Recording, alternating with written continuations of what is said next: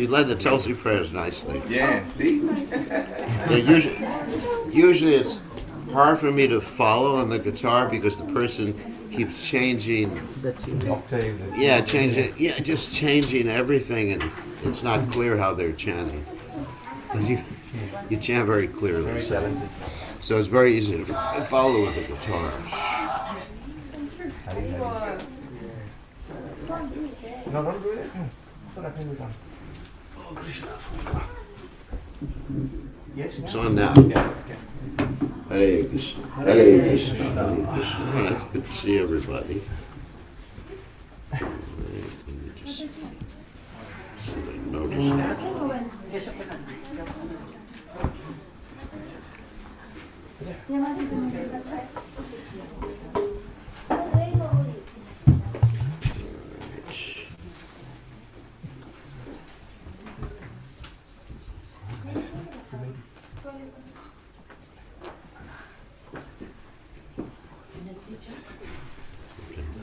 Okay. Jai. Thank you. Right, he did something so fantastic that nobody's done before yet.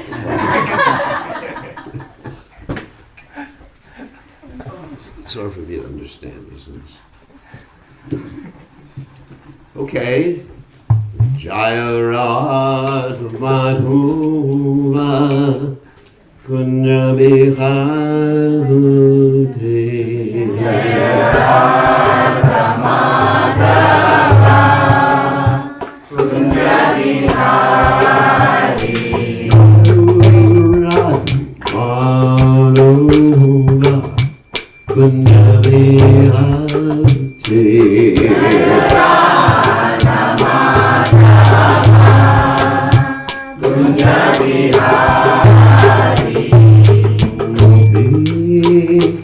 Janabalabha Giribaludharote Gopi Janabalabha Giribaludhari Gopi Janabalabha Giribaludhari Gopi Janabalabha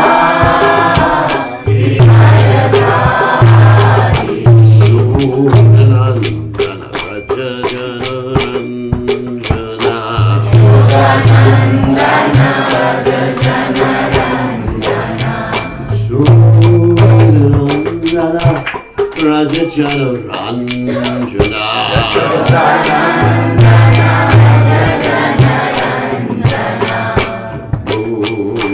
Munatira Vanachari Munatira Vanachari Munatira Vanachari Munatira Vanachari Jaya Rama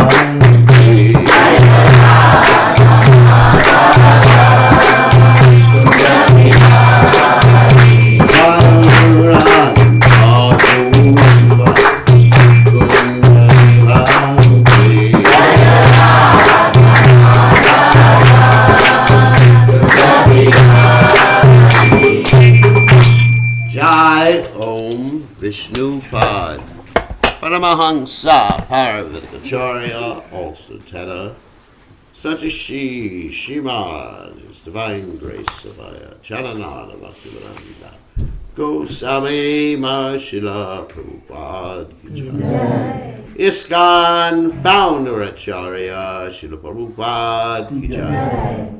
Anantakoti Vaishnava Vrinda Ki Jai.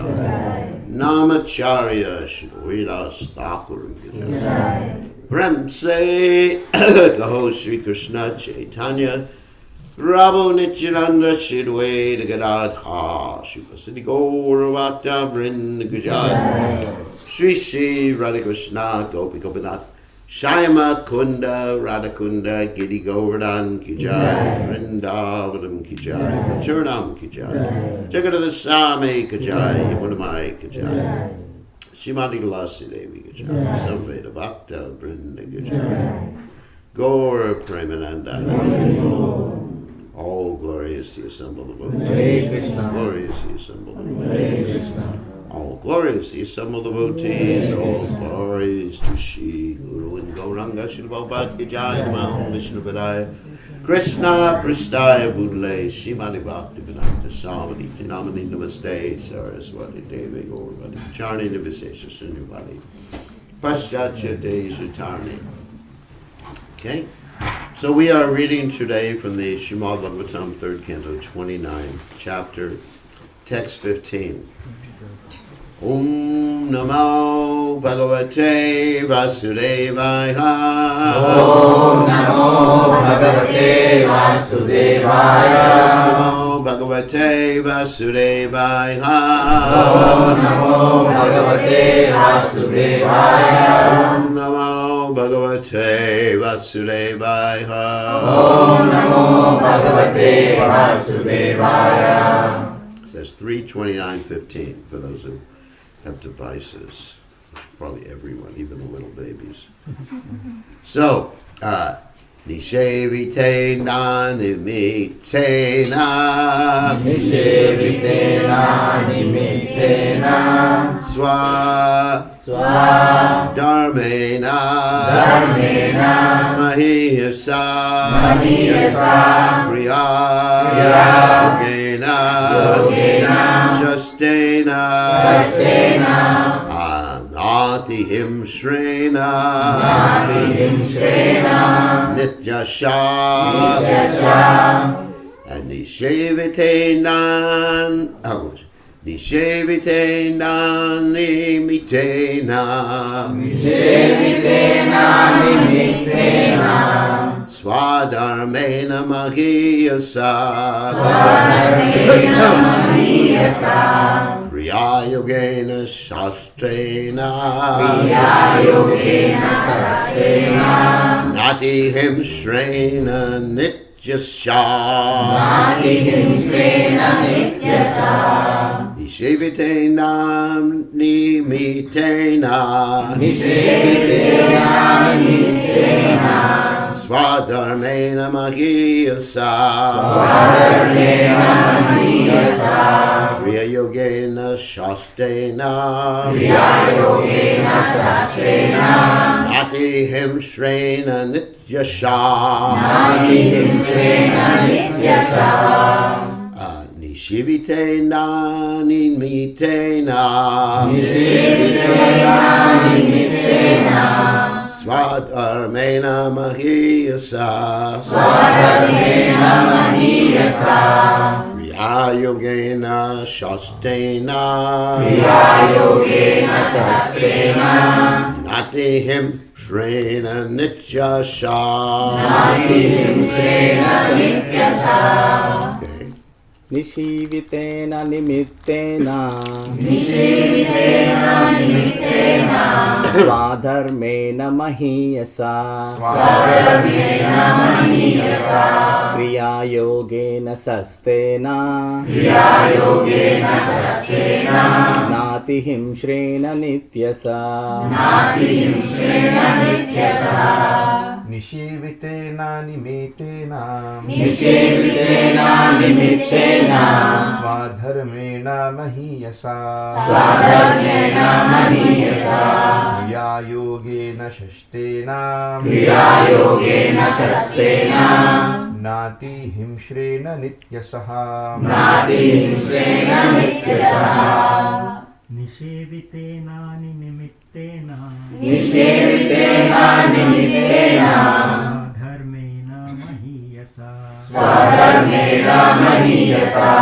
क्रियायोगेन शास्त्रेण Kriya yogena sastena नातिहिंसेन नित्यशः Natihim Shrena Nityasaha निषेवितेन निमितेन Nishevitena nimittena स्वाधर्मेण महेयशा Swadharmena mahiyasa क्रियायोगेन शास्त्रेण Kriya yogena sastena नातिहिंसेन नित्यसा Natihim Shrena Nityasaha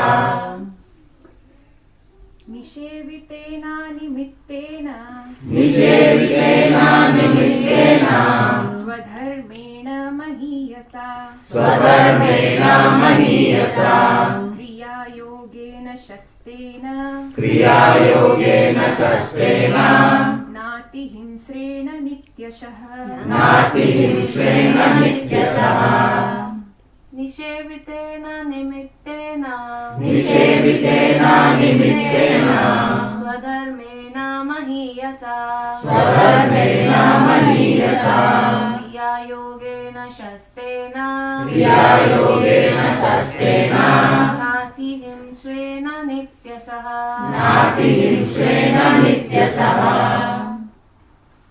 All right. Nishevitena. Nishevitena Executed. executed Animitena.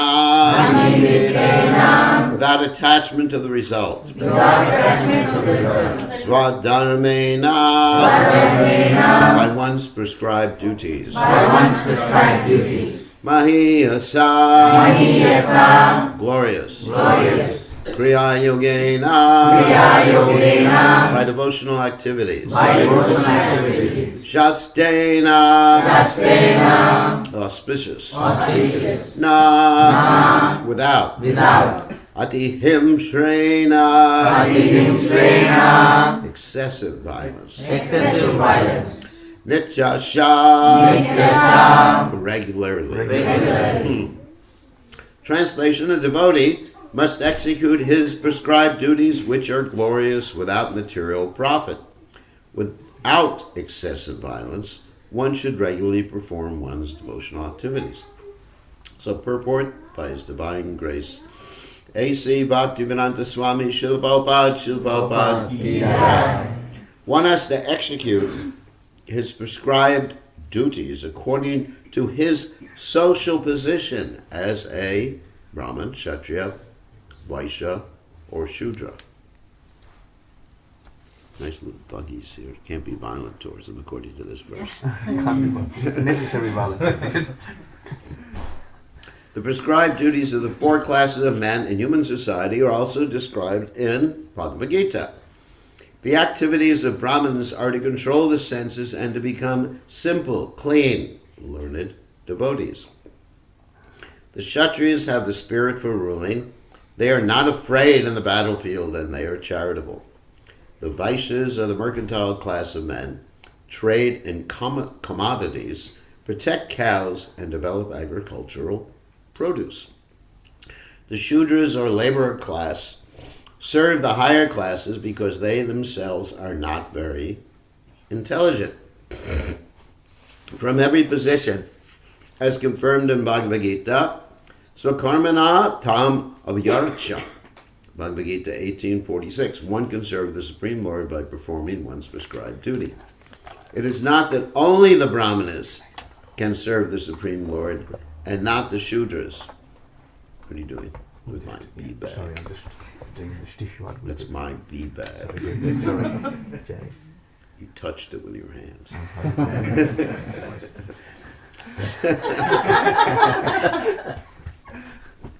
Anyone can serve the Supreme Lord by performing his prescribed duties under the direction of a spiritual master or representative of the Supreme Personality of Godhead. No one should think that his prescribed duties are inferior. A Brahmana can serve the Lord by using his intelligence, and the Kshatriya can serve the Supreme Lord by using his military arts, just as Arjuna served Krishna. Arjuna was a warrior. He had no time to study Vedanta or other highly intellectual books. The damsels in Brajadam were girls born of the Vaishya class, and they engaged in protecting cows and producing agriculture. Krishna's foster father, Nanda Maharaj, and his associates were all Vaishyas. They were not at all educated, but they could serve Krishna by loving him, by offering everything to him. Similarly, there are many instances in which Chandas, or those lower than Shudras, have served Krishna. Also, the sage Vidura was considered a Shudra because his mother happened to be a Shudra. There are no distinctions, for it is declared by the Lord in the Bhagavad Gita that anyone engaged specifically in devotional service is elevated to the transcendental position without a doubt.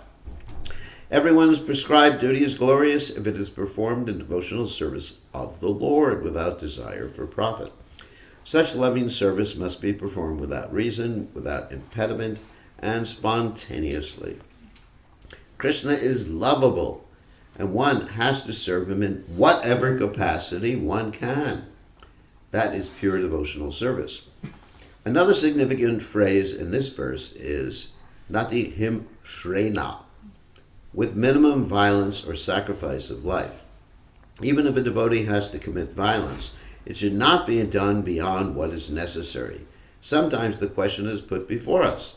You ask us not to eat meat, but you are eating vegetables. Do you think that is not violence? The answer is that eating vegetables is violence, and vegetarians are also committing violence against other living entities because vegetables also have life.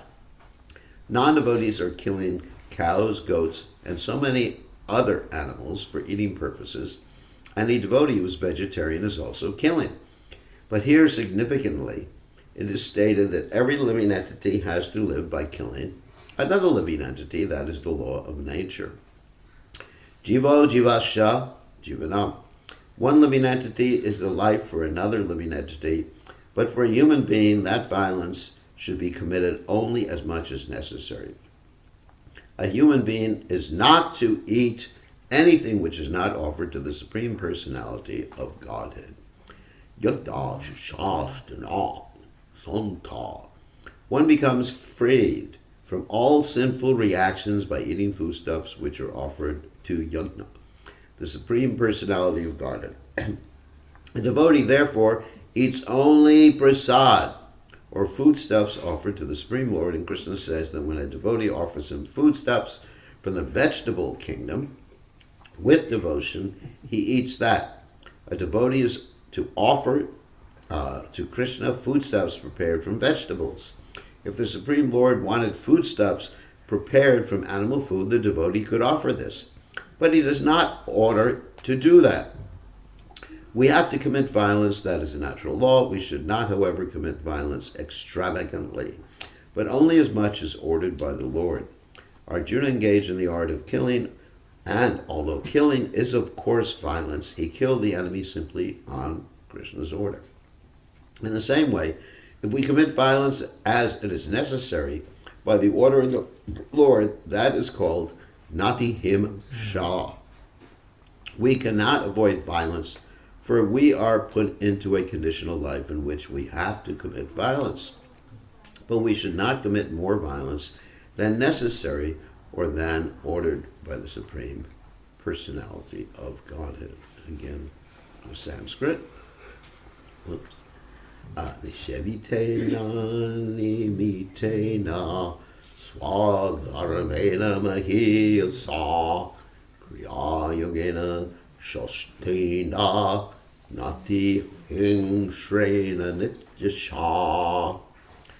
So, Omagana Timiranda Shah Gananjana Shalakaya Chakshur Unmiritam Yena Tasmai Shigurbe Namaha. So there's quite a bit of information in the purport in the verse. So I want to speak about just one aspect here, which is actually Varnashram. And I'm warning you, it's going to be a little heavy, so, because it's something I was thinking about last night. So anyway, so it's going to be, so those of you who are weak-hearted, weak-minded, you can take prasadam now. So anyway, so,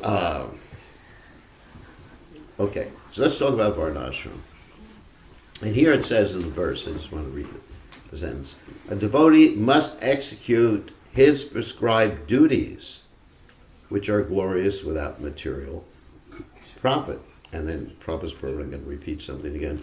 One has to execute his prescribed duties according to his social position as a Brahmana, Kshatriya, Vaishya, or Shudra. Okay.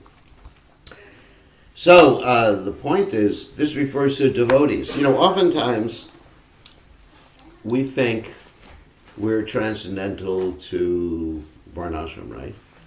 And of course, Prabhupada, during the last days he was here, he started to talk more about Varnashram for a variety of reasons. One reason was people were falling down.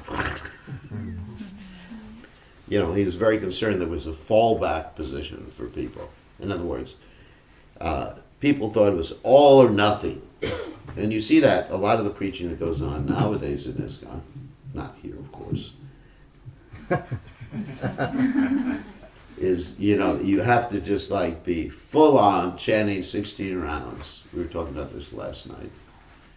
Full on chanting 16 rounds, surrender, dhoti wearing, you know, no beards. So, and it's not in consideration of people's psychophysical nature. You know, everybody has a different psycho. Even devotees have a psychophysical nature. Even Arjuna had a psychophysical nature. That doesn't mean it's material. There's a difference between physical and material. Like a pure devotee has a physical body, but he's not a material body. Material means it's under the modes of nature. But physical means what's a machine? Yantra Rudani Maya, as Krishna says in Bhagavad Gita. It's a yantra. We're all walking around with a yantra. Some people have a Tesla yantra. Other people have, what's it? That one? Oh, the A RAV4 yantra. And other people have a Nissan yantra. Anyway, everyone's walking around with a yantra, a machine. But the machine can be either material or spiritual, depending on how you're using it. You know, Brahma Pranam Brahma Habi or Lagno Brahma Nom Tam. Brahma Tena Gantavyam Brahma Karma Samadhana.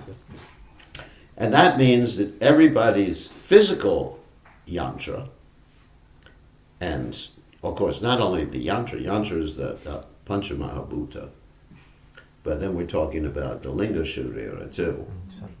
You know, subtle body, mind, intelligence, false ego. That is associated with certain modes of nature. You know, everybody has different yantras and subtle bodies that are associated with different modes of nature. Whether you're a pure devotee or not, your body can do certain things. Like Bhimsen was a pure devotee, yet he was so strong. You know, he could lift mountains. Hanuman was a pure devotee. He was so strong. He could literally lift and fly in the air with mountains. And someone else may be a pure devotee, and they may not be able to pick up 10 kilos. So in other words, there's different modes and different abilities that everyone has. So Therefore, in the Bhagavad Gita, we find that the injunction that you should stick to your prescribed duty according to your varnashram status, even if you can do another's duty better or nicely. Because prescribed duties, Krishna says, are never affected by the modes of nature. In other words, one's consciousness doesn't be overcome by the modes of nature. Therefore, we find in the Vedic literatures examples of people who didn't stick to their prescribed duty according to their modes of nature, and there's a disaster. So I'm going to give some examples, and then I'll bring it back home to ISKCON. Anyway, not ISKCON, Sydney, of course, but everywhere else in the world except for here. It has to be clear, so I don't. My visa's not canceled. So, anyway. So okay, let's talk about Dronacharya. Okay, so Dronacharya was ostensibly a Brahmin. Yet, because he was supposed to be a Brahmin, anyway, he actually did things that were prohibited for a Brahmin. Several things. One thing is he accepted employment. Because Dronacharya was in a situation, as you know from the Mahabharata, where he was very poor. You know, he had his wife, Kripi, and of course, the brother of the wife was Kripa, who was also so-called Brahmin. Yeah. I'm saying so-called Brahmin at this point. But anyway, so, and he accepted employment. He was so enthusiastic to accept employment. You all know the story from the Mahabharata. That because his poor little son, his baby son, Ashwatthama, cute little rascal. Right? So Ashwatthama, that's another story. But anyway, but Ashwatthama couldn't have what? Milk. And his parents, thought, we'll give him something that looks like milk, and they ground up some white substance and put it in water, and we're giving you milk. His friends would make fun of him. So Drona was thinking, I got to find a job. Okay, so he goes around, and he sees that the Kuru princes don't have a martial arts instructor. So he comes when the Kuru princes have lost a ball in the well, and he takes some straw out or pieces of grass and takes the ball out. They become impressed. And he's thinking, now I got a job. And they say, who are you? He said, tell your father about me. And they go back and they tell everybody about him. And he said, oh, that's Drona. Okay, we should hire him. And so then he's given a nice palace and everything like that. And he gets to eat wonderful food in Duryodhana's kitchen. This contaminated food. And yeah, he's taken employment. So he's done something that sort of like is a conflict with his Brahminical status, because a Brahmin is supposed to support himself by what? Yashan, patan, dana, pratigraha. Taking charity. And also giving charity. Not that a Brahmin should have so much gold and big bank accounts and everything like that. It's a disaster. Brahmin son. People can offer charity and then he gives it. Like a yashan. Performs sacrifice, teaches sacrifice, and teaches the Shastras and learns the Shastras. Anyway, patam dana pratigraha. So, anyway, so he violated his Brahminical status, and then to add insult to injury, when it came time for the battle of Kurukshetra, he fought.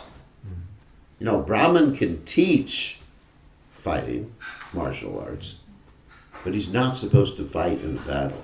He's a teacher. Can teach all these different weapons, the astras, Brahmastra, Agni-astra, what are the astra? Suryastra. No, Lord Shiva gives that. You got to be careful. Anyway, and so he can teach. So he violated, and therefore you have this disaster at the Battle of Kurukshetra where he's fighting And of course he gets killed because he wasn't performing, and he took the wrong side of the Battle of Kurukshetra. Similarly, Kripacharya took the wrong side. He was supposed to be an acharya. I mean, he wasn't killed. He later on became one of the priests of the Pandavas after the whole Battle of Kurukshetra. So, but in any case, it's just like a mixing of the chaos. And then you have, of course, your friend Ashwatam, who basically, he was taught the Brahmastra mantra. You know, his father was sentimental, because even though he's born in a Brahmin family, he's not necessarily a Brahmin, as Krishna says in the Bhagavad Gita, Chatur Vidha Santi Mam. I know, I'm sorry, wrong verse. Yeah, Chatur Varnam, right? Chatur Varnamaya Shishtam Guna Karma Vibhagasha. Yeah, that everyone is known according to the modes of nature. That is goodness, passion, ignorance, and the combination of them. Of course, the Brahmin is in the mode of goodness. A Kshatriya is in the mode of passion, Vaishya, mixed modes of passion, ignorance. And Shudra is in ignorance. Because Shudra would sleep all day long if you just let him, and go on the dole, as they do here in Australia, other places too. You know, it's a Shudra. Lazy. He's so lazy, Prabhupada said, that if there's fire in the house, and two people, there's fire in the house, he won't run out of the house. He'll just say to the person next to me, I'm hot, and the other person will say, turn me over. That's a Shudra. You know, lazy, procrastination, everything like that. And, you know, so you find people procrastinating, lazy, that's a Shudra. Not bad. They can also go back to home, back to Godhead, as Krishna says in the Gita. However, one should identify someone's mode of nature and train them accordingly and engage them specifically in their occupation accordingly, and don't have them do anyone else's occupation, even though they can do it better in one sense. I mean, so like Ashwatam was a good fighter, but he was actually a Shudra by quality. And so you see that Ashwatam did so many heinous activities, like he tried to kill the Pandavas. Actually, the Pandavas first, he went in after the Battle of Kurukshetra. He went into the camp and he thought he was killing the Pandavas, but actually killed the sleeping sons of the Pandavas. And then even after that, he fired his Brahmastra, and he should never have been taught the Brahmastra by his father. But his father was just sentimental, not understanding Varnashram. Anyway, in the Vedic literatures, you have so many instances of people being inappropriately placed according to the Varnashram status. So how does that apply to us? But of course it applies to us so that in terms of our own qualities and work, in terms of our own occupational duty, that we should understand what we are, or what modes of nature, what is our psychophysical nature. Of course, generally, Prabhupada said, that is one of the duties of the spiritual master, that he ascertains this psychophysical nature of the disciple and engages them accordingly. But, you know, that's kind of hard if you get a lot of disciples and just try to engage everyone accordingly. Then you become a manager rather than a Brahmin. So anyway, how does that relate to ISKCON in general, and what are the problems that are there in ISKCON due to our not following it? Interesting question. So I was thinking about this last night, and not in relationship to the verse, but came out through it with a discussion with some devotees. And that discussion was based upon how do the youth see ISKCON right now, and why are they not encouraged to, you know, participate more in ISKCON in different ways like that. So, two basic reasons. One reason is that we tend to fit everybody who comes, or try to fit everybody who comes into one mold. That's one reason. In other words, you know, everyone here, if you want to get initiated, you have to study Bhakti Shastri and go through all these different things. And not everybody's a Brahmin. You know, Arjuna was certainly initiated, and he wasn't a Brahmin. Anyway, so not everyone's a Brahmin. So we try to fit everybody into this let's say, very high, I wouldn't even say high standard, but impractical standard. So you imagine you're a young person and you want to be an athlete or something like that, a race car driver. See if this applies to you. It's just like hard to relate to the expectations that people put on you. Even like the parents with the children, they want to see all their little children be like Prahlad Maharaj and not interested in playing. Why do you want to play soccer? Because you should just want to chant Hare Krishna. Look at Prahlad Maharaj. Look at Prabhupada. Prabhupada, when he was young, he just went to see the deities. But Prabhupada played soccer. But Prabhupada was a goalie. Because Prabhupada said he didn't want to run that much.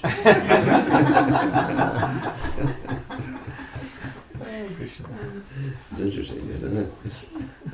But they asked Prabhupada, what position did you play? He said, goalie.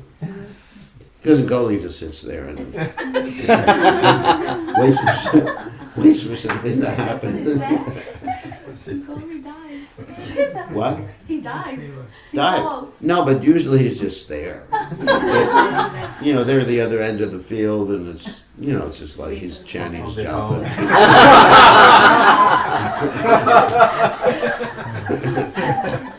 Waiting for something to happen. Probably wasn't such a great goalie.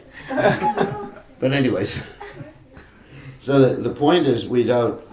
So in relationship to the discussion we had last night, which was interesting, got me thinking a lot, that we don't really understand, people, this is the Varnashram culture, people have different duties, we have to encourage people, not that everybody can learn 10 million verses and take the Bhakti Shastri exam and come out to be a completely pure devotee, Brahmin. You can be a completely pure devotee as a Kshatriya or a Vaishya or as a Shudra. But we think, the only path is like the Brahminical path. And it just doesn't work. Okay, that's one angle. But I think the most important angle, insofar as why people are not, especially the youth, are not joining ISKCON, is because they see a lot of the leaders, if not most, not even all, probably not all the leaders, are trying to fulfill the duties of two varnas, or hopefully not two ashrams. Usually not two ashrams. Usually they don't have brahmacharis with girlfriends. But anyway, although that may happen in this kind of, you never know. So let me be more specific. Okay. And this is something I'd actually presented to the GBC years ago, but I got shot down. I said, either you should be a manager or you should be a Brahmin. In other words, you can't really mix the two.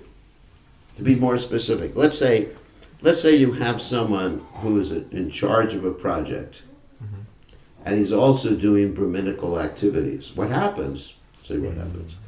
His Brahminical activities become contaminated by the mode of passion.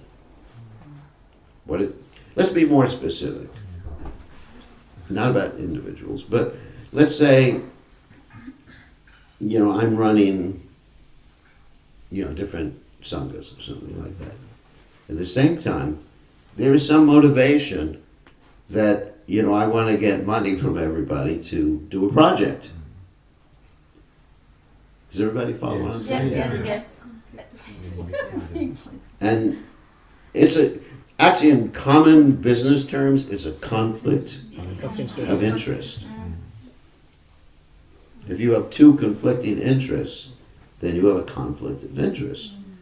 And so then what happens then is, the young people, because we were actually thinking last night how to attract the young people. Young people say fighting, partisan spirit, right? Hypocrisy. And then how can you trust this situation like that? Like if I was to come here, okay, and you know, and I was come here engaged in fundraising. Say, oh, here I am, Guru Maharaj, and we have this big project. I want each and every one of you to contribute. Like we were joking last night, that if someone has 60,000 disciples, if each disciple gives $1 a month. So I was thinking, maybe you have 60,000. You want to take initiation? No rounds, just 2 regulator principles. just $1 a month. That's it, you know. No learning verses, no nothing. And you go back to Godhead. And you go back to Godhead. You sign up. I said, wow, I can build temples, I can contribute to the Mayapur temple, I could do so many things. Isn't it? Wow. I think I could get up to 60,000 pretty quickly with that standard.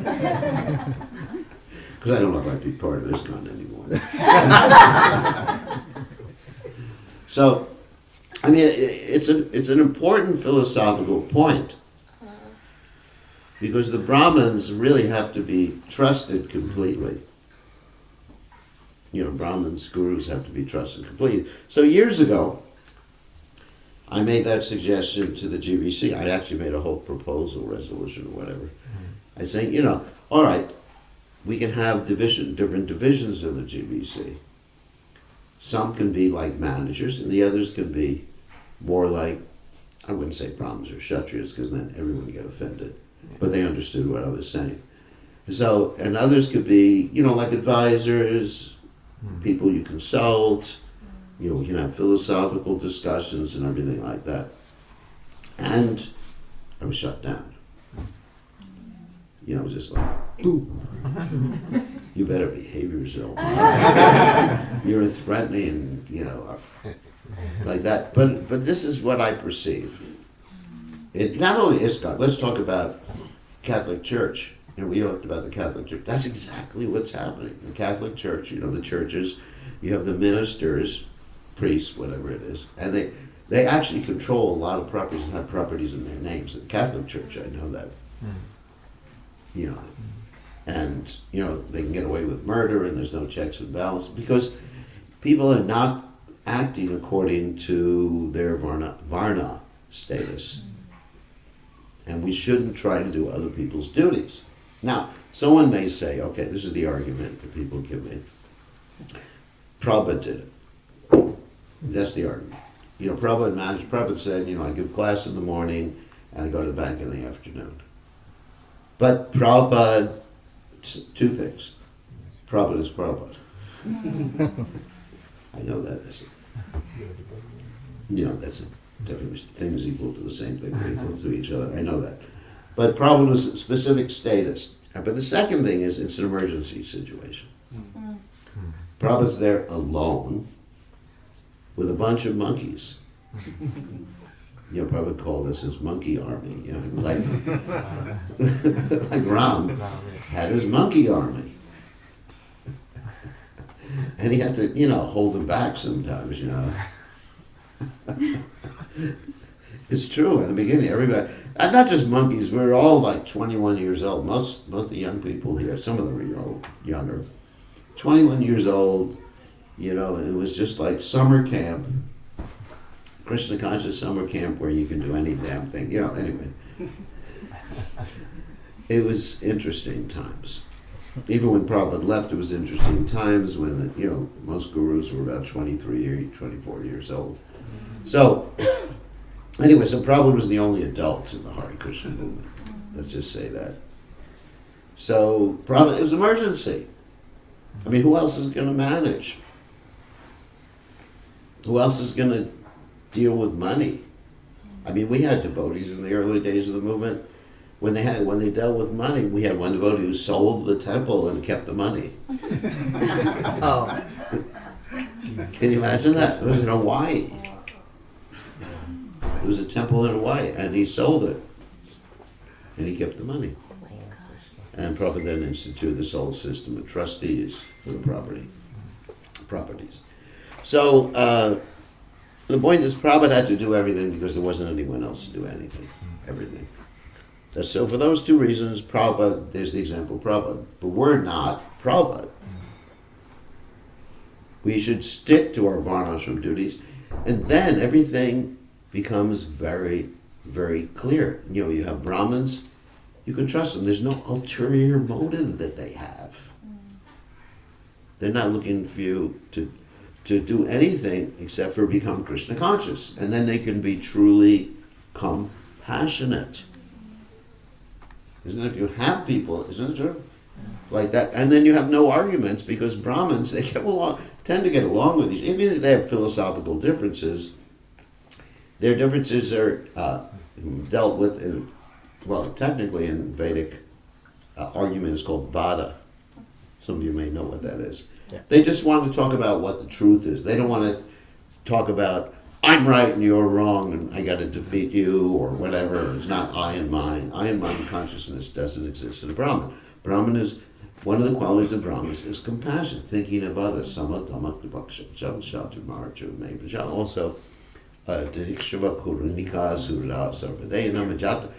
Shatrava doesn't have any enemies. You know, there's no competition. There's no between different yatras or anything like that.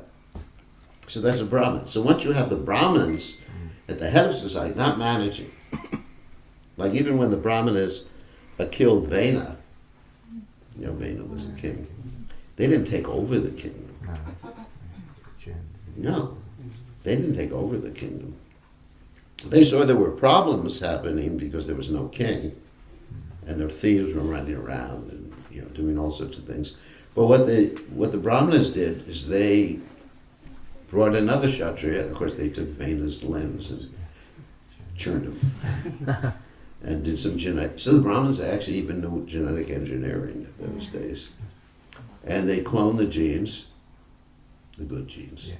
The bad genes they assigned to someone else. Anyway, so, and the good genes, they got Prithu, anyway, King Prithu.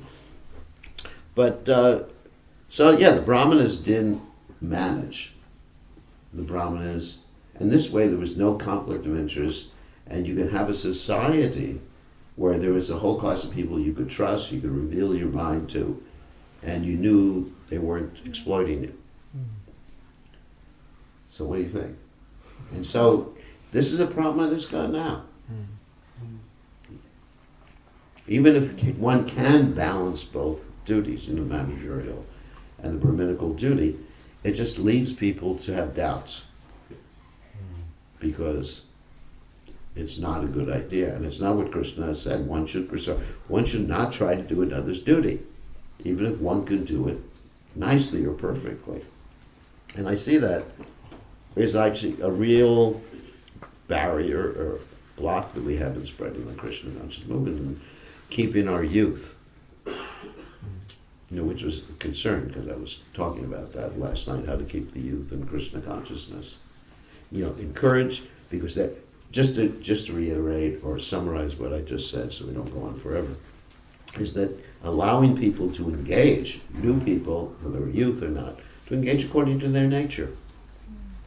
And not criticizing them, you know, because they have some different nature than us, you know. And, you know, I'm just as guilty as anyone else. You know, so if I see someone playing sports, you know, say, you should just be chanting Hare Krishna. I joke about it. I'm not that heavy about it. Or, you know, someone is boxing, I say, you should chant Hare Krishna each time you hit someone. Maybe that's a good idea.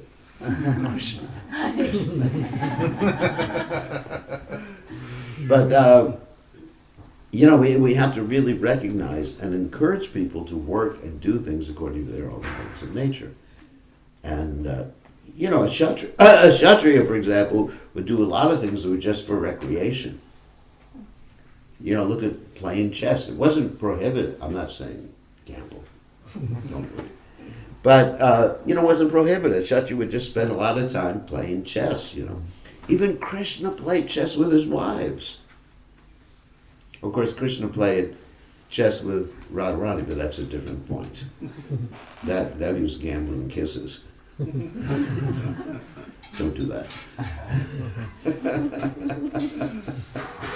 Don't do that with your wife or girlfriend. So anyway, but Kshatriya well, it wasn't gambling. Yes, it was gambling. But Kshatriya was out hunting like that. Of course, we don't allow hunting in Kali Yuga, obviously. But there's different things that people do for recreation in different varnas, isn't it? And there's nothing wrong with it. That's just their varna, and everybody can become perfect by being in their own varna, acting according to their own varna and ashram. That's the lesson in Bhagavad Gita. Arjuna wanted to change his varna. And Krishna said, no, it's not going to work. You're going to be forced to act according to your own nature. He wanted to become a Brahmin and renounce everything. Doesn't work. Just like when Arjuna was attacked by this boar and he was meditating and he took out his bow and arrows, killed the boar. That's all right. But then when Lord Shiva, in the form of a Karata, said that I have actually killed the boar, Arjuna his false ego became too much. Well, not false ego, but anyway, Kshatriya nature. Sorry, I gotta be careful. Arjuna, no false ego. His Kshatriya nature came out, and he said, no, I killed him, and he started to have a fight with Lord Shiva. Whereas, with me, if I was meditating and a boar came out, I would shoot the boar, I would protect myself. And someone else said, I killed him. I said, well, thank you very much. Isn't it? Why am I going to fight? Who the hell cares who killed the boar? As long as the boar is dead. Right? How important is it? But Kshatriya has this passion, I killed him. For one who's been honored, dishonor is worse than death. But for a Brahmin, he doesn't care. You could dishonor him. Hare Krishna, make my day. Right? You can do that with a Brahmin. You're a rascal, okay. But Kshatriya, you're a rascal, okay. Please step out of the temple room. Something to tell you about. One time I was in Toronto, and I was having a discussion with this person from Rajasthan, a Rajput. And just a managerial discussion, I think, I was at GBC in Toronto at that time, and I think he said, Maharaj, if you weren't a sannyasi, I'd take you outside and kill you. I said, thank God I took sannyas. Because he had that Kshatriya nature. You couldn't disagree with him. Oh my God. Even just like a philosophical disagreement, he's ready to kill you for it. So anyway, so that's really the point. And I think if ISKCON wants to progress, whether it's anywhere it is, I think we have to stick within our varnas and also appreciate other people. Two things, summarize. Two things, to appreciate other people who are different varnas and don't try to fit a square peg in a round hole or a round peg in a square hole.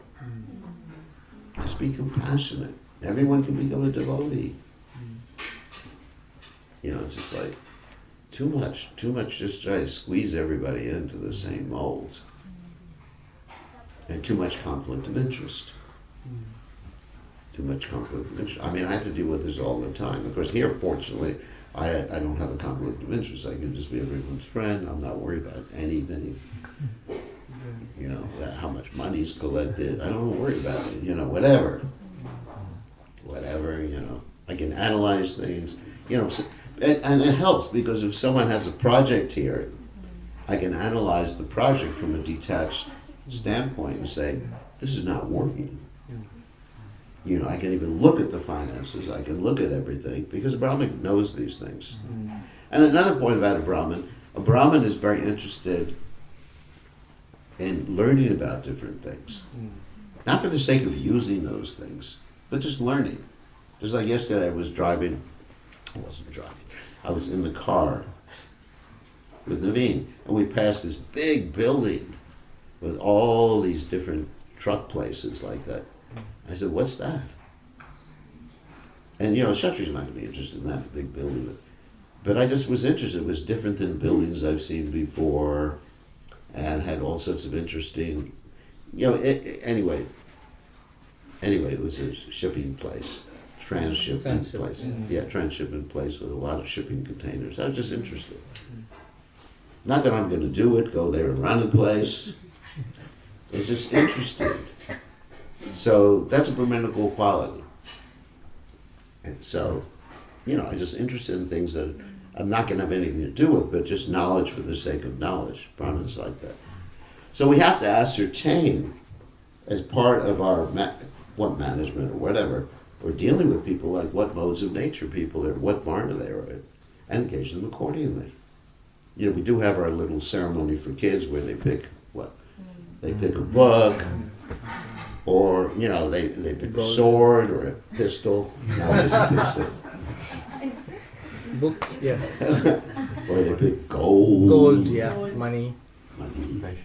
It's supposed to have gold, not money. Money's not Lakshmi. I always, we go to these ceremonies and they just put money there. I said, no, it doesn't, not going to work. Get the lady, take off your jewelry, put it there. Gold, it has to be gold. Yeah. Is it gold? And, then a hammer and nails or something like that. So the little babies probably. But, I'm such a cheater. I'll just stand with the book, try to get the child to put, there's wrong consciousness. I'll take the book out. Look, book.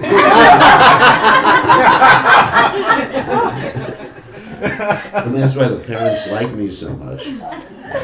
Because I try to prove the kid's a Brahmin, even though he's a Malacha. I said, book, Krishna, Krishna, Krishna. Pick. And the kid naturally, because I'm pointing to it, showing him pictures of Krishna, he goes to the book. And my parents say, oh, my kid's a Brahmin.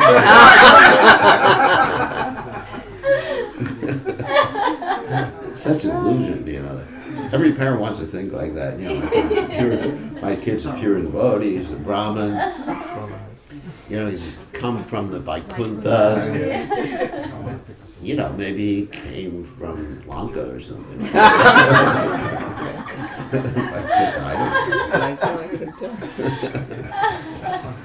So how to ascertain? You just observe someone. What is your natural mode of nature? What would you like to do most of the time of the day, even though you can do so many things? What can you do? What keeps your interest? What really keeps your interest? And if money is your interest, that's fine. You become Krishna conscious in that way. But just understand it and stick to it. And if learning things and teaching is your interest, that's fine. But don't get into business. It's not your nature. It is a problem. I mean, sometimes in my position, it's gone. I have to get into your management, and I don't do a good job. I mean, just to be frank, I'm not a good manager. I can understand it theoretically, but when it comes down to it, I just get too sentimental. It's not a good idea. So anyway, that was the point. Okay. Hopefully I didn't offend any of you or offend anybody. So any questions or comments? Yes. Gurudev, you said Brahmins don't accept employment. We see in Kali Yuga that there's some sort of practicality, but we don't accept employment for our Brahminical activities because then they become contaminated. Like if I say, all right, I'll come to your house, but my charge for doing a Griha Pravesh is I've seen it. In Fiji we have people like that too. Yes. No names. And they'll say, well, I'll come and bless your house, do the whole hub and everything like that. But it's $1,000. I recently had an incident in Fiji. I have 2 devotees who do that sort of activity in Lotoka. And Lotoka, for those of you who don't know, that's a city. Anyway, and we have a temple there. 2 devotees. One devotee does it just as a Brahmin. He goes there, and if people give a donation, it's nice. If people don't, it's nice. Other people, and the other person he charges. He has a whole charge sheet. Yeah, haven't you seen Brahmins do that? Yeah. That's very common. Yeah. That's very common. So the one who has the charge sheet, he is very worried because he's losing some income. Yeah. Yeah, good guy. Yeah. So he actually comes and starts criticizing Wow. the other person and tries to denigrate them and put them down. Whereas the other person who's just doing it, just doing it because that's a brahminical activity and enjoys doing it, he doesn't criticize the one who has the charge sheet.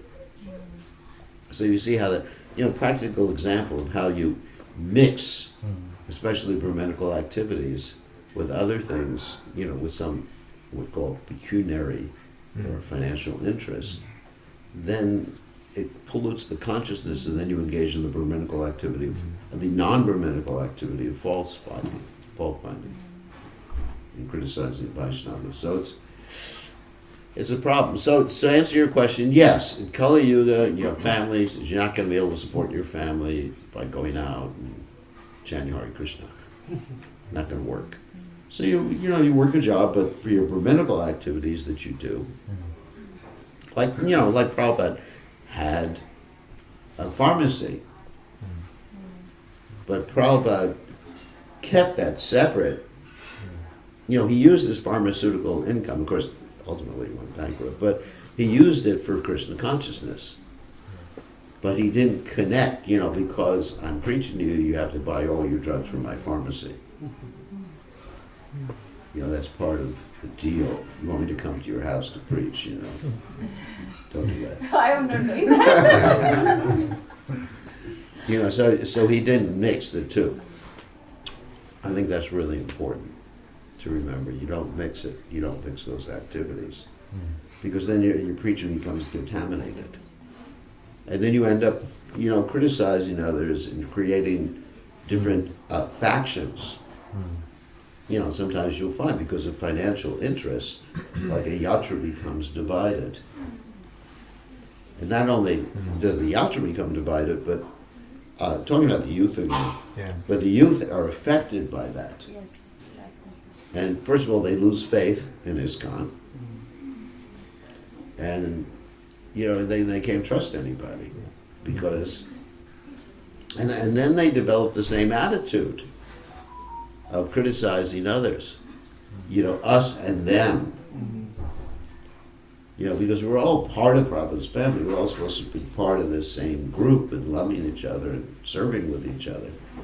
But when leaders start to criticize or develop partisan spirit for different purposes, then the other people become influenced by that, and they become partisans.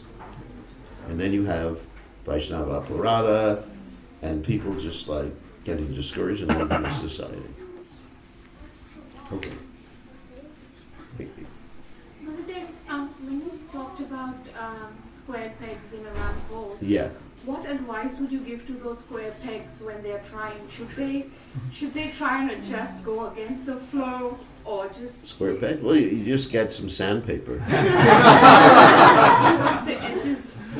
Round of the edges. Around the edges of the fit. What do you do? What advice do I give to the square pegs that realize that you're square? Actually, unfortunately, in the 1960s, that was an expression. Yes. If someone was just didn't get it, they were just square. Yeah. And others like me were round. But anyway, he's really square. Because the hippies, it was a hippie expression that the old people, they're squares. Yeah. You don't know. I heard that. Yeah. I think people need to be counseled by the Brahmins, what is your psychophysical nature? Where do you fit in?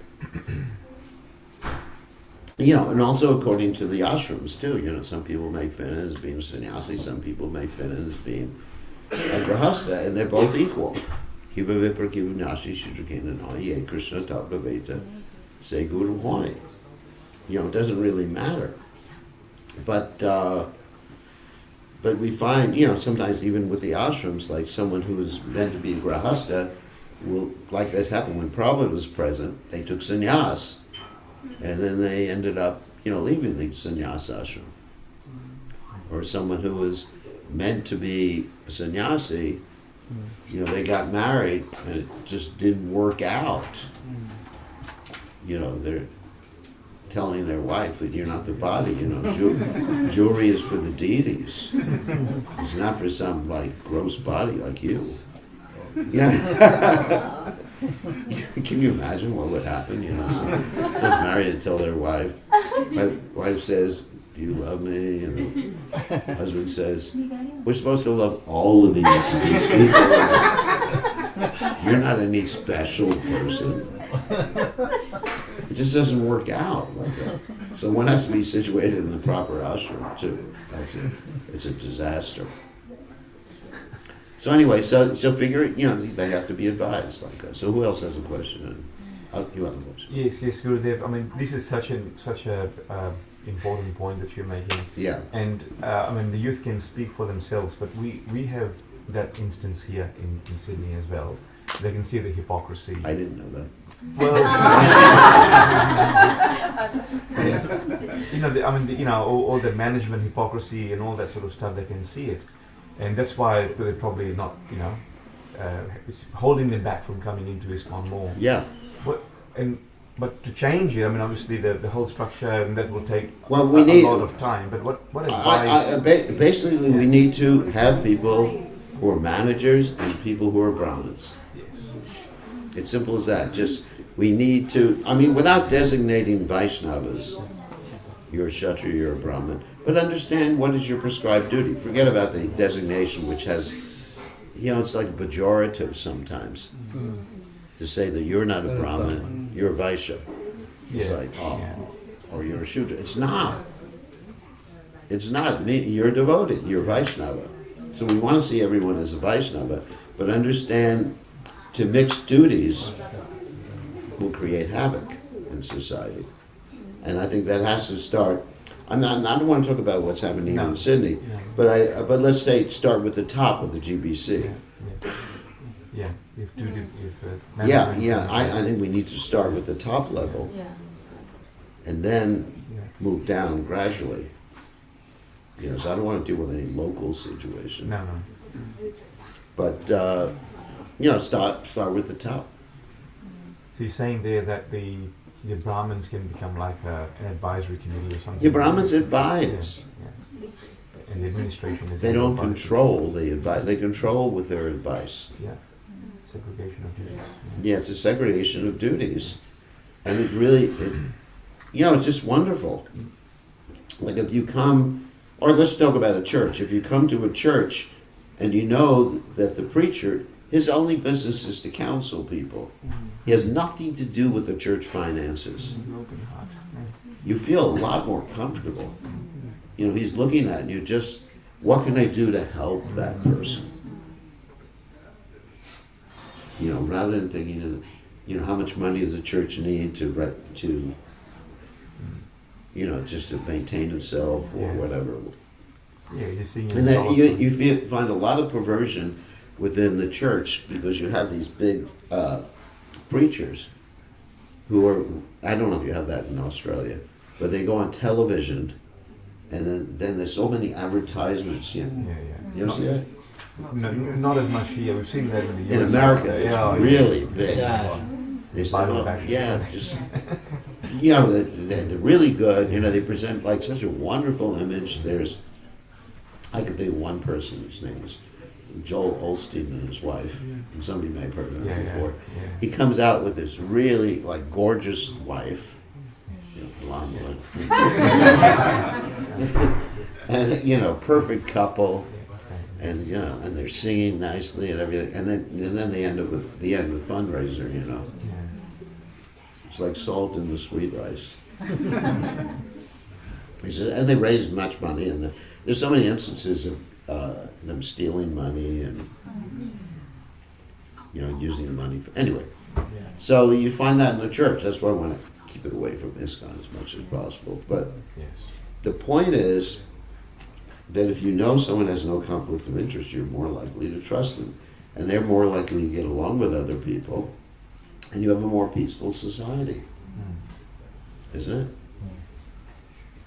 You know, we had, I mean, for example, when Prabhupada left, all right, here's something happened in this con, we had zonal acharyas, and each acharya had a particular area, and you weren't allowed to go into another area without his permission.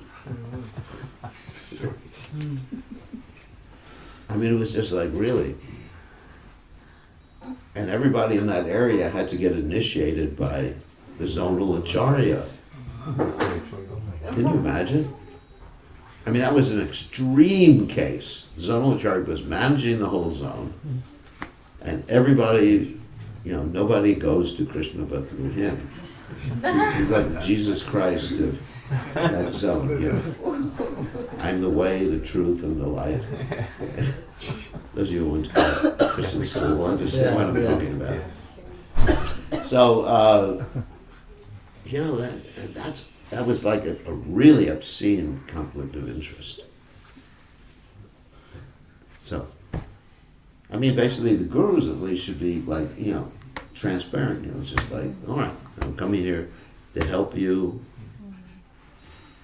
like that. And that's it. You're concerned with everyone's welfare. That's a Brahmin. And then we have people like that. You trust them because they don't have anything to gain. Like that. You know, what do they have to gain? Okay. One more question. Oh, two, whatever. Gurudev, just in the context with the purport, I understand today Vivarna Ashram Swadharma we talk about. So Yeah. should we consider devotees' action violence, like, you know, out of envy, jealousy? Well, or probably. something? What we talk about killing vegetables? So what was that? Killing vegetables? Yeah, probably said it's not violence. killing vegetables. So we spoke about killing vegetables or not, but devotees' actions. Should we consider violence? Like, you know, we always see out of envy, jealousy, they do so many things. They display strong impression to spiritual masters. They cause impairment to devotees, devotional services and all. So, and there might be in different modes as well. Devotees. Yeah. So therefore, you need Brahmins. Yeah, correct. So the Brahmins are the checks and balances on society. Yes. Yeah, so that's the Yeah. violence as well. Well, I mean, yeah. I mean, sometimes people may be influenced by different, not pure devotees. A Kshatriya pure devotee does not do unnecessarily violence, nor does a Vaishya, nor does Brahman, or even a Shudra. But sometimes immature devotees, you know, Kanishta which ISKCON and practically practically most devotees are going to be Kanishta. That's especially with a missionary movement. There's going to be people who do things, you know, or speak in such a way that's like violence to others, yes. And so that's why you need Brahmins who can guide and correct the situation instead of being interested in what some other interests, you know, whether it's financial or managerial interests, so you can actually correct them. You're not worried about the repercussions. A Brahmin should not be worried about repercussions. He tells the truth. Yeah. Satcha. So he tells the truth, and whatever happened, like Prabhupada. You know, let's take Prabhupada for example. He could have made more devotees by, you know, adjusting certain things, but he just told the truth. He says he doesn't bend. He didn't bend. You know, something was very heavy what Prabhupada said, but he never changed the truth for any sort of ulterior purpose. Whatever Prabhupada said was the Siddhanta. He didn't have preaching strategies that were devious. You understand? Anything Prabhupada said was the truth, and people accepted or didn't accept it. That was their prerogative. So, one more question, quick. Gurudev, in the translation, the word used without excessive violence. Excessive violence. Yeah. Srila Prabhupada mostly focus in the purport that it is regarding the foodstuff. Foodstuffs, yeah. Yeah. So we should restrict in that way only, or we can. No, it has to do with the business of a Kshatriya too, like Arjuna. Yeah. For example, in those days, the Kshatriyas, when they would fight, they would only fight with other Kshatriyas. They wouldn't go into the villages and pillage and rape ladies and stuff like that. So, yeah, in any situation, there's always violence. Whatever you do. I mean, you're driving a car, you're committing violence. You're killing so many living entities. You're walking on the road. I mean, anything you do in this world has some violent aspect to it. And violence in terms of hurting other living entities. Breathing. I mean, like the Jains, they try to stop doing that sort of violence. The Jains, they wear masks. It doesn't work. Because you still got to eat. You got to pull the mask off and eat. Right? Okay. You still got to do so many things. I mean, every time you take a bath and use soap, you're killing so many poor creatures that are on your skin. Yeah. What are those creatures called that live for millions of years?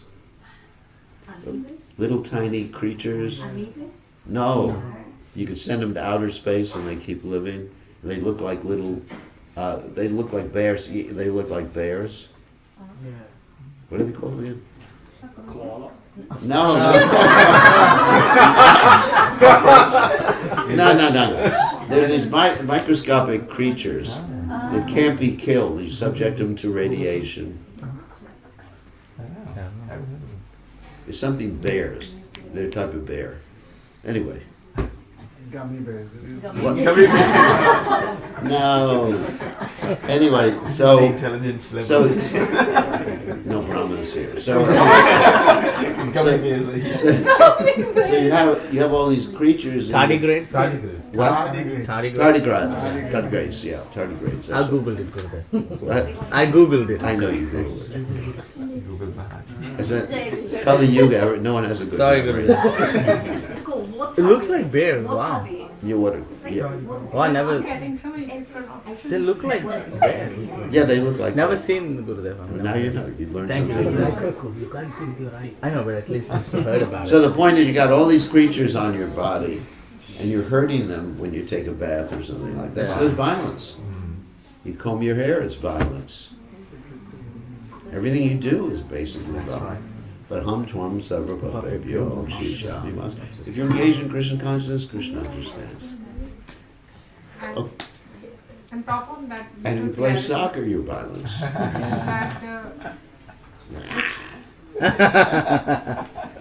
The soldiers who are protecting the countries, they are not getting any karma because they are. If they're doing it properly according to dharmic principles. But if they're going out and they're attacking, it depends on the government. It depends on whether they're actually, they're doing things In which dharmically. side they are fighting. Yeah. Not in every case. I mean, certainly there was a certain mixture of, doing it properly when the soldiers were coming to Europe to get rid of the Nazis, yeah. That's proper. But, fighting for independence is not exactly dharmic, Anyway, I don't want to get into that so much. Okay, it's time for Prasadam. Yes, Gurudev. All glories to Srila Prabhupada. Srila Prabhupada. Jai. Beautiful class, Gurudev.